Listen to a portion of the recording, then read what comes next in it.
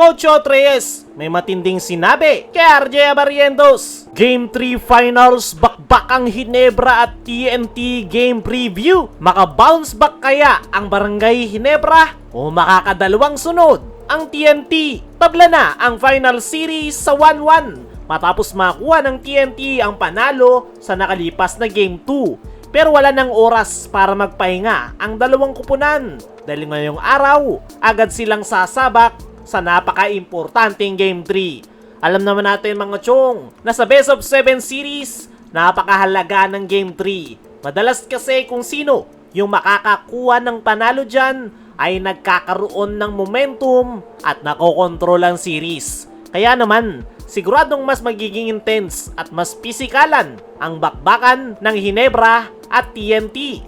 Pero ano nga ba yung mga dapat nating abangan at ano yung mga kailangan gawin ng dalawang kupunan para makuha ang panalo? Unahin natin sa Barangay Ginebra. Sa tingin ko, isa sa pinakakailangan gawin ng Ginebra ay magkaroon ng strong start.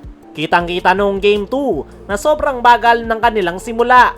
Hindi nila agad nahanap ang kanilang rhythm sa opensa at naging dahilan yun para mabilis na makalayo ang TNT. Sinubukang humabol ng Ginebra sa dulo pero hindi yun sapat dahil maagang nakalayo ang TNT. At ngayong Game 3, hindi na pwedeng maulit yun. Kailangan pagsimula pa lang ng laro ay agresibo na agad yung kanilang opensa at depensa. Dapat mataas yung kanilang energy level at dapat ma-establish nila agad ang kanilang opensa. Isa sa nakikita kong pwedeng adjustment ni Coach Tim Cone ay ang pagbabago sa kanyang starting 5. Sa ngayon kasi, hindi nagwo-work ng maayos yung regular starters ni Coach Tim. Pwede naman na ipasok muna si Jeremiah Gray sa starting lineup dahil alam naman natin na siya ang high energy player na pwedeng makapagbigay agad ng opensa at depensa sa Barangay Ginebra. Ngayong playoffs, every time na ipinapasok ito ni Coach Tim ay grabe yung impact na ibinibigay na itong si Jeremiah Gray. Last game nga lang ay nagpaulan ito sa 3-point area. At yung contribution na yan ni Jeremiah Gray last game ay pwede niyang mas maagang maipakita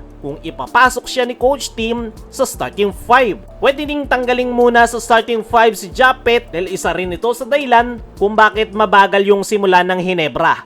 Hindi pa 100% healthy si Japet at yun nga yung dahilan kung bakit hindi maganda yung tinatakbo ng Ginebra. Pwedeng off the bench muna si Japet at yung magsesentro ay itong si Troy Rosario. Ginawa na yan ng Ginebra sa semifinals kontra Reno Shine Last Painters. Off the bench si Japet Aguilar at si Troy Rosario yung pinagsentro ni Coach Tim Cone at effective ngayon dahil mas bumilis yung kanilang opensa at maganda yung kanilang simula. Kung si Troy yung magsisentro, ipapasok si Ralph Koo sa starting 5 as a forward dahil maganda yung flow ng kanilang opensa every time na nasa loob si Ralph Koo. Pero bukod sa strong start, isa pa sa napakahalagang kailangan magawa ng Ginebra ay ang kanilang outside shooting. Sa totoo lang, napaka-importante ng outside shooting sa sistemang mayroon ngayon ang Barangay Ginebra dahil 3-point shooting nga yung pinaka main weapon nila ngayong conference dahil hindi nga nila kayang may pagsabayan sa loob ng painted area. At masasabi nga natin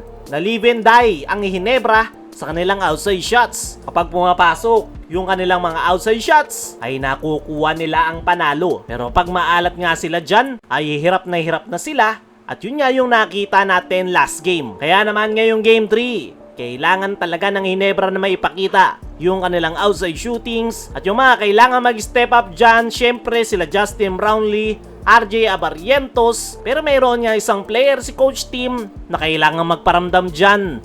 Yan ay itong si Stephen Holt. Nung semis pa hindi ramdam si Holt sa Barangay Ginebra. At ngayong finals, missing in action pa rin ang nasabing gunner. At ngayon na kailangan ng Barangay Ginebra na manalo, isa sa mga kailangan ay ang kanilang outside shots. At si Stephen Holt nga yung makakatulong sa kanila dyan. Para naman sa TNT Tropang Giga, ang kailangan lang nilang gawin ay ipagpatuloy ang kanilang depensa. Napakaganda nga ng defensive game plan ng TNT last game. Talagang tinutukan nila yung mga scorer ng Ginebra lalong-lalo na si RJ Abarrientos kung saan si Brandon Ganuelos na yung bumantay sa kanya. At kung may pagpapatuloy yan ng TNT, malaki yung chance nila ngayong Game 3. Para sa ating game prediction mga chong, expected na makikita natin yung matinding adjustment ni Coach Tim Cone. Expected din na magiging intense yung Game 3. Tignan natin kung sino ang mananalo. Samantala, Coach Chot Reyes may matinding sinabi kay RJ Abarrientos. Tabla na nga ang series pero nananatiling problemado si Coach Chot Reyes dahil ayon sa kanyang naging latest interview ay nagawa nilang malimit si RJ sa first half